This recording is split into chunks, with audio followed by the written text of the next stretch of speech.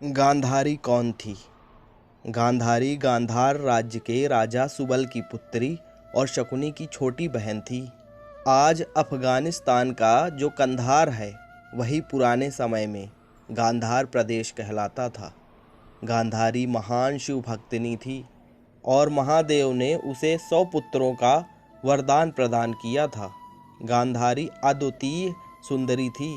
इसी कारण भीष्म ने धृतराष्ट्र के लिए सुबल से गांधारी का हाथ मांग लिया। जब गांधारी को ये पता चला कि धृतराष्ट्र नेत्रहीन है तो उसने भी अपनी आंखों पर पट्टी बांध ली और आजीवन नेत्रहीन की भांति ही रही। शकुनी अपनी बहन से बहुत प्रेम करता था और उसने अपनी बहन की इस हालत के लिए भीष्म और कुरुवंश को ही उत्तरदायी माना और कुरुवंश के नाश की प्रतिज्ञा ले ली। गांधारी कुंती से बहुत पहले ही गर्भवती हो गई थी, किंतु बहुत काल बीतने पर भी गांधारी का प्रसव नहीं हुआ। उधर कुंती ने मंत्र बल से युधिष्ठिर को प्राप्त कर लिया। इससे गांधारी इतनी क्रोधित हुई कि उसने अपने गर्भ पर ही प्रहार किया, जिससे उन्होंने एक मांस के लोथड़े का प्रसव किया। जब महर्षि वेद व्यास ने ये सुना तो उन्होंने उस मांस पिंड के 101 टुकड़े करवाकर 101 घी के घड़ों में रखवा दिए। समय आने पर उन घड़ों से 100 कौरव और दुशाला का जन्म हुआ। उनमें दुर्योधन सबसे ज्येष्ठ था। गांधारी का जीवन एक सच्चरित स्त्री का है। वो पतिव्रता थी, किंतु उसने सदैव धृतराष्ट्र और अपने पुत्रों को अन्याय करने से रोका। उसने कुंती के पुत्रों को अपनी संतान के समान ही प्रेम किया।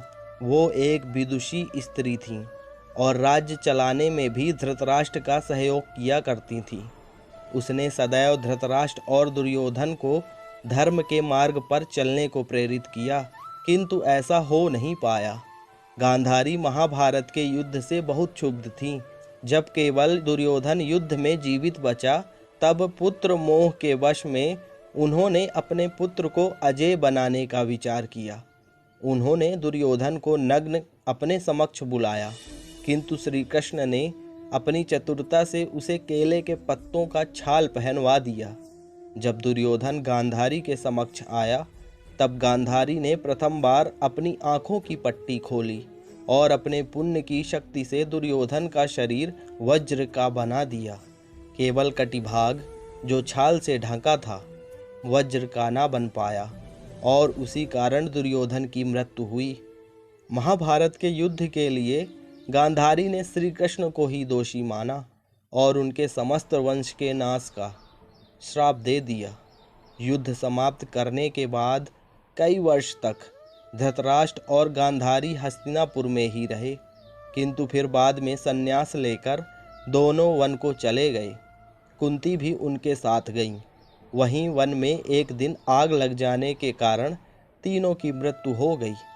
तो दोस्तों, ये थी गांधारी की कहानी।